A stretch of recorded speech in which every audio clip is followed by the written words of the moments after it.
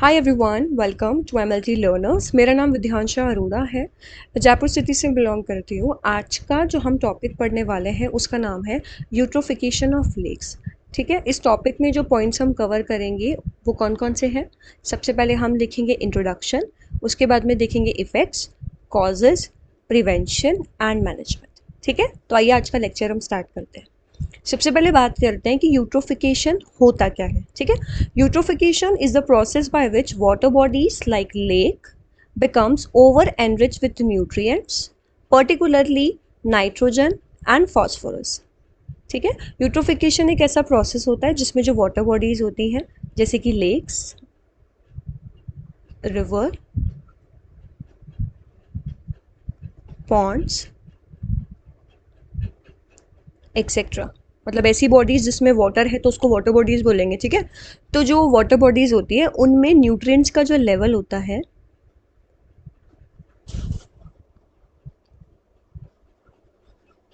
Nutrients का level increase हो जाता है। ठीक है, स्पेशली कौन से न्यूट्रिएंट का? नाइट्रोजन का और फॉस्फोरस का इंक्रीज हो जाता है। The excessive nutrients stimulate the over growth of algae and plants. अब इन न्यूट्रिएंट्स के बढ़ने की वजह से जो एल्गी होती है और प्लांट्स होते हैं उनकी ओवर ग्रोथ होने लग जाती है, मतलब इनकी ग्रोथ भी बढ़ जाती है इन न्यूट्रिएंट्स की वजह से। ठीक है, तो कोई भी चीज़ ओवर हो रही है, एक लिमिट से ज़्यादा हो रही है तो वो सही नहीं है ना। तो इस प्रोसेस को हम क्या बोलते हैं? यूट्रोफिकेशन। ठीक है, एक ऐसा प्रोसेस जिसके अंदर वाटर बॉडीज़ में न्यूट्रिएंट्स का अमाउंट बढ़ जाता है, स्पेशली नाइट्रोजन और फॉस्फोरस का, और न्यूट्रिएंट्स के अमाउंट बढ़ने की वजह से एल्गी और प्लांट्स की ग्रोथ भी बढ़ जाती है। ठीक है, अब एक डायग्राम के थ्रू हम समझते हैं। देखो, आपकी स्क्रीन पे आपको एक डायग्राम दिख रहा होगा, है ना। लेफ्ट साइड में ये जो आपको दिख रहा है ये वाला एरिया, तो ये क्रॉप्स जैसा दिख रहा है ना, तो बेसिकली ये एग्रीकल्चरल लैंड, ये आपका फार्म है। ठीक है, और ये आपकी क्या है?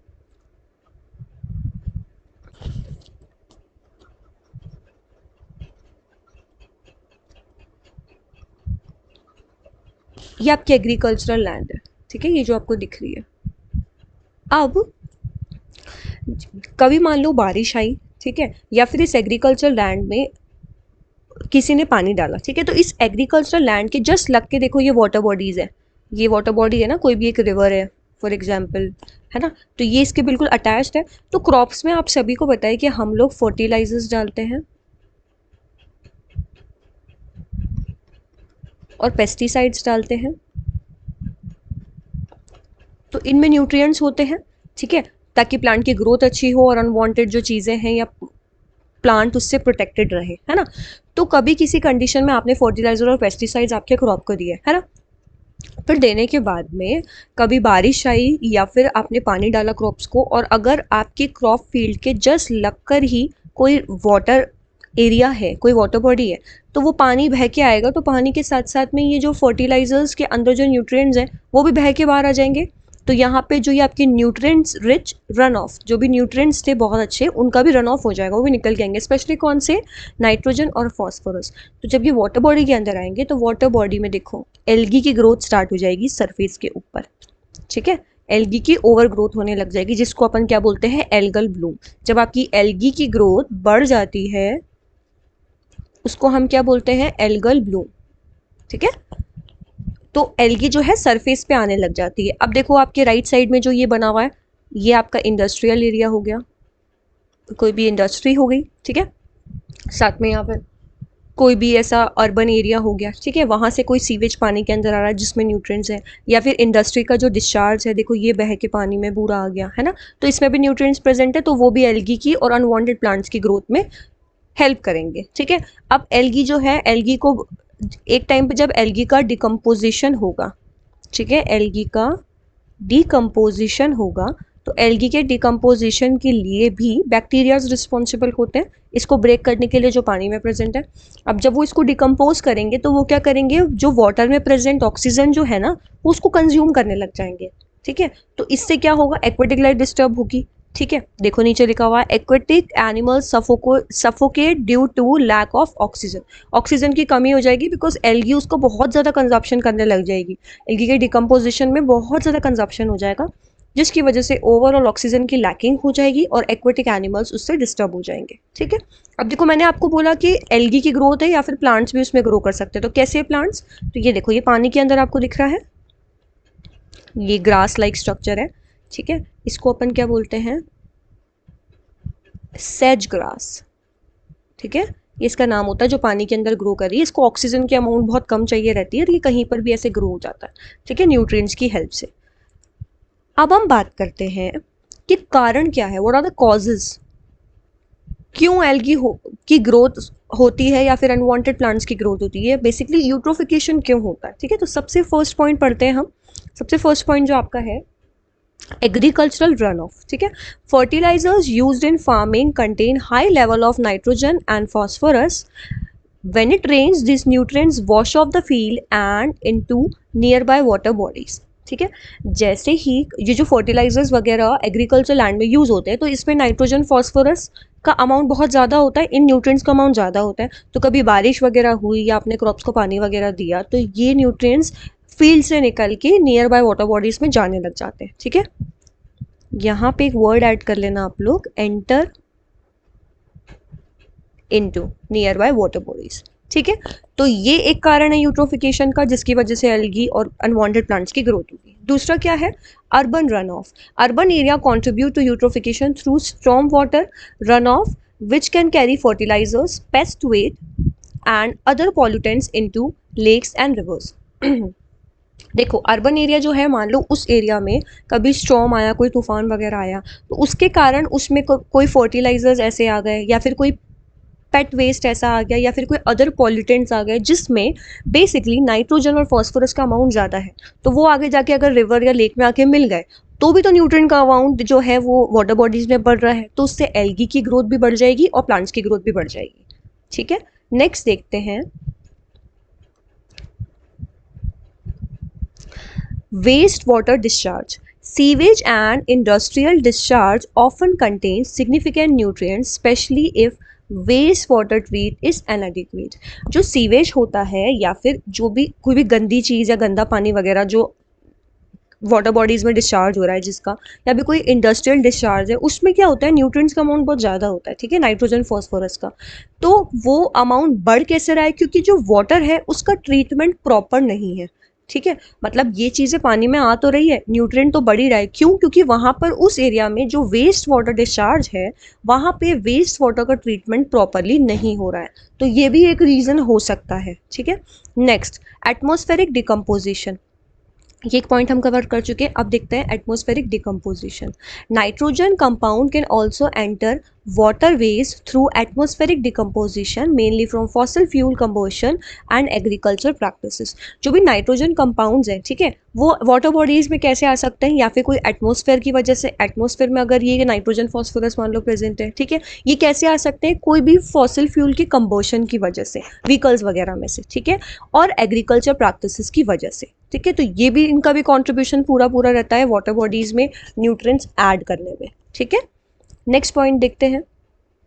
अब पहले हमने पढ़े वो तो कॉजेज थे, ठीक है, कि भाई क्यों हो रहा है। अब ये जब हो रहा है तो इनकी वजह से इफेक्ट्स क्या क्या आ रहे हैं। ठीक है, यूट्रोफिकेशन पे क्या इफेक्ट्स पड़ रहे हैं, प्रभाव क्या पड़ रहे हैं। सबसे फर्स्ट है आपका एल्गी ब्लूम। ठीक है, the excessive nutrient level promote rapid algae growth leading to algae blooms. Algae blooms का मतलब ये होता है जब एल्गी की ग्रोथ बहुत ज़्यादा होने लग जाती है। ठीक है, एल्गी ब्लूम्स, अब देखो इसमें क्या लिखा हुआ था, excessive nutrient level promote rapid algae growth. ठीक है, अगर बहुत ज़्यादा न्यूट्रिएंट का लेवल बढ़ जाएगा तो एल्गी की ग्रोथ भी बहुत फटाफट होने लग जाएगी। ठीक है, some of these blooms can produce toxic harmful to aquatic life and can block sunlight from reaching to underwater. ठीक है, तो ये एल्गी जो है, कुछ एल्गीज ऐसी होती हैं जिनकी ग्रोथ होने के बाद में वो टॉक्सिक हार्मफुल सब्सटेंसेस रिलीज करती है जो कि पानी में जो एक्वेटिक एनिमल्स रह रहे हैं उनके लिए वो हार्मफुल है। ठीक है, जिससे एक्वेटिक लाइफ बैलेंस नहीं है, बिल्कुल भी डिस्टर्ब हो गई है।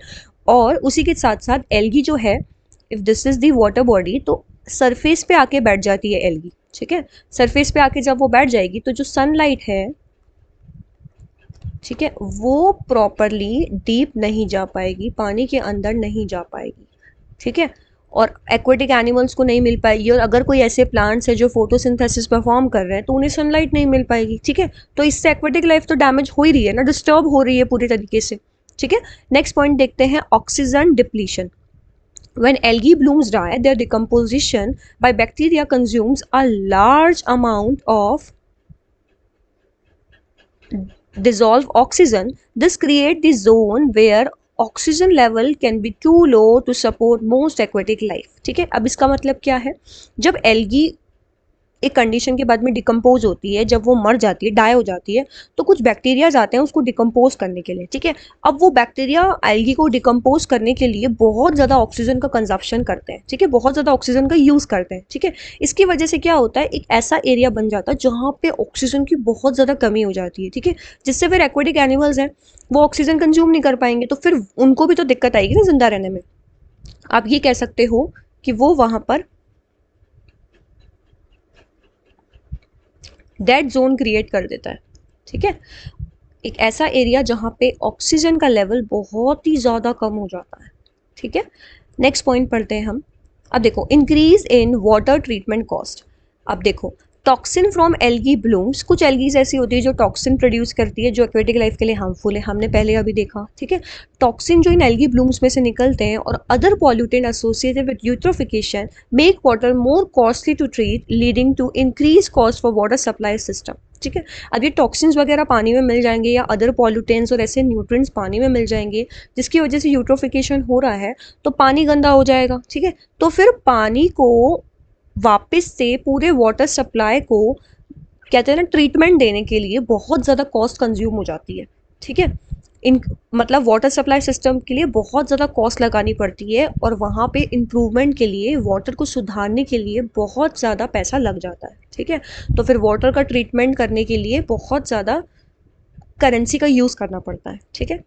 अब देखो, इकोनॉमिक इम्पैक्ट, ये हम पढ़ चुके हैं। अब इकोनॉमिक इम्पैक्ट क्या होता है, the presence of algal bloom can make water bodies less attractive to tourist while fish kills harm commercial fishing. अब देखो, इकोनॉमिक इम्पैक्ट कैसे पड़ रहा है, बाहर से कोई टूरिस्ट आ रहे हैं जो हमारी वाटर बॉडीज़ को देख रहे हैं, नदी वगैरह को, ठीक है। वहाँ पे जब एल्गी का बहुत ज़्यादा प्रेजेंस है, ठीक है, तो एल्गी की वजह से क्या होगा, पानी बहुत बिल्कुल लेस अट्रैक्टिव लगेगा, तो टूरिस्ट पे बैड इम्पैक्ट पड़ेगा ना, ठीक है। और साथ ही साथ में जो लोग फिशिंग वगैरह से पैसा कमाते हैं, तो भाई एल्गी की वजह से फिशेस तो सर्वाइव ही नहीं कर पाएगी, तो उनकी लाइफ पे भी बैड इम्पैक्ट पड़ेगा। तो ओवरऑल इकोनॉमिक लेवल पे इसका बहुत गंदा इफेक्ट पड़ता है, ठीक है, एक बैड इम्पैक्ट पड़ता है। नेक्स्ट देखते हैं, loss of biodiversity. The oxygen depleted water make it difficult for fish and other aquatic animals to survive. Oxygen की कमी हो जाती है एल्गी की वजह से, तो इससे फिशेज और अदर एक्वेटिक ऑर्गेनिज्म सर्वाइव नहीं कर पाते, ठीक है। सेंसिटिव स्पीशीज में डाई, अगर कोई ऐसी स्पीशीज है कि जो बिल्कुल ऑक्सीजन उसको नहीं मिल रहा है तो वो मर भी सकती है, ठीक है। और move to other areas leading to reduce biodiversity and disturb ecosystem, ठीक है। तो जो सेंसिटिव स्पीशीज है वो तो मर सकती है, या फिर वो क्या करेगी, अगर उस एरिया में उन्हें पानी के अंदर ऑक्सीजन नहीं मिल रही है, ऑक्सीजन की कमी है, तो वो दूसरे एरिया में माइग्रेट करने की कोशिश करेंगे, तो इससे क्या होगा, बायोडाइवर्सिटी पे इफेक्ट पड़ेगा और इकोसिस्टम भी डिस्टर्ब हो जाएगा, ठीक है। अब नेक्स्ट देखते हैं, water quality degradation. Eutrophication can make water unsuitable for drinking. Eutrophication की वजह से जो पानी है वो पीने लायक नहीं बचता है, क्यों, क्योंकि एल्गल ब्लूम, ये आपने एल्गी ब्लूम पढ़ा है, कहीं कहीं पे एल्गल ब्लूम भी लिखा हुआ है, ठीक है। तो ये दोनों का एक ही मतलब है, ठीक है। तो जो पीने का पानी है, मतलब वो पीने लायक बचेगा नहीं एल्गी की ग्रोथ की वजह से, ठीक है। ऑफन प्रोड्यूस फॉल्स ऑर्डर, क्यों, क्योंकि एल्गी की वजह से वो पानी में बैड स्मेल आएगी। यहाँ पे ये वाला ऑर्डर ना आके OUR आएगा, इसका मतलब आप सभी को आई गेस पता होगा, इसका मतलब होता है स्मेल, ठीक है। एल्गी की वजह से भयंकर बुरी सी स्मेल आएगी, ठीक है, बैड टेस्ट आएगा, टेस्ट भी बहुत बुरा होगा उसका, ठीक है। एंड टॉक्सिक कंपाउंड्स, और जो आपको पता है ये कुछ एल्गीज ऐसी होती है जो टॉक्सिन प्रोड्यूस करती है, तो फिर उसमें टॉक्सिक सब्सटेंसेस का लेवल भी ऑटोमेटिकली बढ़ जाएगा, ठीक है। अब नेक्स्ट देखते हैं हम, प्रिवेंशन एंड मैनेजमेंट, कि अब ये यूट्रोफिकेशन तो हो गया, ठीक है, लेकिन अब हम इससे प्रिवेंट कैसे करेंगे, ठीक है। प्रिवेंशन हम लोग क्या क्या लेंगे, कैसे इसको मैनेज करेंगे, ठीक है। सबसे फर्स्ट है न्यूट्रेंट मैनेजमेंट प्लान्स कि न्यूट्रिएंट मैनेजमेंट प्लान्स क्या क्या है. Farmers can develop and implement nutrient management plans that reduce the use of fertilisers, ensuring that nutrients are applied only necessary amount and at the right time. ठीक है, farmers के लिए ऐसा एक nutrient management plan बना सकते हैं. ठीक है, और फिर उन्हें बोले कि अब ये प्लान बन गया है तो इसको इम्प्लीमेंट भी करो. ठीक है, अगर फार्मर्स एक पर्टिकुलर प्लान मैनेज करके चलेंगे, ठीक है, उससे क्या होगा, फर्टिलाइजर्स का यूज़ वो लोग मैनेज करके चलेंगे. अब फर्टिलाइजर्स तभी यूज़ करेंगे जब रिक्वायर्ड है, एक नेसेसरी अमाउंट में ही यूज़ करेंगे और एक राइट टाइम पे यूज़ करेंगे. तो उससे क्या होगा, जो नाइट्रोजन और फॉस्फोरस ऐसे न्यूट्रिएंट जिसकी वजह से एल्गी की ग्रोथ बढ़ जाती है तो वो भी कम हो जाएगी. ठीक है, अगर वो लोग ओवर फर्टिलाइजर्स देंगे या ओवर पेस्टिसाइड्स देंगे तो न्यूट्रिएंट का अमाउंट बढ़ेगा. फिर वो न्यूट्रिएंट्स क्या होंगे, उन पर्टिकुलर एरिया से, एग्रीकल्चर लैंड से रन ऑफ होके वाटर बॉडीज में मिलेंगे. ठीक है, तो वो पहले ही अगर फार्मर्स उनको मैनेज कर लें तो आगे ये प्रॉब्लम नहीं आएगी ना. तो ये एक फर्स्ट आप ऐसा प्रिवेंशन ले सकते हो. दूसरा, algae bloom management. Use technologies like chemical treatments to control algae blooms and prevent oxygen depletion. ठीक है, कुछ ऐसी टेक्नोलॉजीज का यूज़ करो या ऐसे कुछ केमिकल ट्रीटमेंट्स का यूज़ करो जिससे एल्गी की ग्रोथ कम हो जाए. ठीक है, और ऑक्सीजन की कमी ना हो पानी के अंदर. ठीक है, अब नेक्स्ट देखते हैं septic system management. Regular maintenance and proper functioning of septic system in rural areas help prevent nutrients leaking into groundwater and nearby lakes or river. ठीक है, सेप्टिक सिस्टम मैनेजमेंट में क्या है, अगर रेगुलर मेंटेनेंस हो और अगर प्रॉपर फंक्शनिंग हो सेप्टिक सिस्टम की, ठीक है, रूरल एरियाज में जो भी गाँव के इलाके हैं, ठीक है, तो उसमें क्या होगा, जो न्यूट्रिएंट्स वगैरह हैं वो ग्राउंड वाटर के थ्रू लीक होके आपके रिवर और लेक्स में नहीं जाएंगे. ठीक है, जैसे for example if this is ground water, ये ग्राउंड वाटर है आपका. ठीक है, ग्राउंड वाटर का लगकर ही एक नदी जा रही है, ये रिवर है. ठीक है, तो कभी ऐसा हुआ कि इस एरिया में कोई लीकेज हो गया, ठीक है, सेप्टिक सिस्टम के अंदर सेप्टिक टैंक्स वगैरह में लीकेज हो गया, तो ये ग्राउंड वाटर भी कंट्रीब्यूट हो जाएगा. ठीक है, इस रिवर के अंदर. या फिर सेप्टिक सिस्टम है, for example this is septic tank. ठीक है, तो सेप्टिक टैंक के अंदर जो भी सीवेज वगैरह है डिकम्पोज होने के लिए, अगर वो बाहर आ गया, ठीक है, ग्राउंड वाटर के अंदर, तो ग्राउंड वाटर में भी तो एल्गी का प्रोडक्शन होने लग जाएगा, अनवांटेड प्लांट्स का प्रोडक्शन होने लग जाएगा. तो फिर वो ग्राउंड वाटर क्या पीने लायक और यूज़ करने लायक बचेगा क्या, नहीं बचेगा. तो सेप्टिक सिस्टम का मैनेजमेंट भी बहुत ज़्यादा ज़रूरी है. ठीक है, फिर नेक्स्ट देखो, strict regulations on discharges. enforce regulation that limit the amount of nutrient rich waste industrial plants can discharge into water bodies. ठीक है, बिल्कुल न्यूट्रिएंट्स, जो भी ऐसे वेस्ट है जिसमें न्यूट्रिएंट्स का अमाउंट बहुत ज़्यादा है तो उन पे लिमिटेशंस लगाई जाए. ठीक है, इंडस्ट्रीज़ का जो वेस्ट निकल रहा है वाटर बॉडीज़ के अंदर उन पे भी रुकावट लगाई जाए. ठीक है, रूल्स और रेगुलेशन बनाया जाए ताकि उनकी वजह से आगे जाके यूट्रोफिकेशन ना हो. ठीक है, अब हम नेक्स्ट देखते हैं water quality monitoring. Regular monitor nutrient levels in water bodies to detect early sign of eutrophication and take prevention measures. ठीक है, इसका मतलब क्या है, रेगुलरली जो भी वाटर है, वाटर बॉडीज है, उसकी मॉनिटरिंग करो. आप स्टार्टिंग में ही देख लो कि यूट्रोफिकेशन मान लो थोड़ा थोड़ा होने ही लगा है, तो तुरंत अगर आप उसको ट्रीट करोगे तो फिर वो एल्गी का लेवल है, जो एल्गी ब्लूम है, वो बढ़ेगा नहीं तो ऑटोमेटिकली चीज़ें अपने आप कंट्रोल में आने लायक हो सकती है. ठीक है, शुरू से ही आप वाटर मॉनिटरिंग करो. ठीक है, नेक्स्ट देखो क्या है, ये वाला पॉइंट हो चुका है.